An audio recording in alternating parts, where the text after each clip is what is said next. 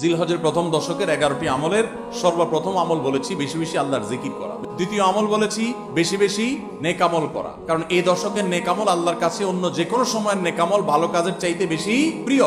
3 নম্বর আমল হলো অন্য যে কোনো সময় আমরা গুনাহ এবং পাপাচার থেকে বাঁচার জন্য যতটা চেষ্টা করি, এই দশকে গুনাহ থেকে বাঁচার চেষ্টাটা হবে অন্য যে কোনো সময় চাইতে অনেক বেশি, কারণ এই দশক মর্যাদাপূর্ণ ইবাদতের জন্য। সেখানে গুনাহ করলে তার দায় এবং তার প্রায়শ্চিত্ত এরকম ভয়াবহ হবে। এই জন্য এই দশকে গুনাহ থেকে বিশেষভাবে বেঁচে থাকার চেষ্টা করা। 4 নম্বর আমল বলেছিলাম যাদের আল্লাহ সামর্থ্য দিয়েছেন তারা হজ করবেন। 5 নম্বর আমল বলেছিলাম যাদের আল্লাহ সামর্থ্য দিয়েছেন তারা কুরবানি করবেন।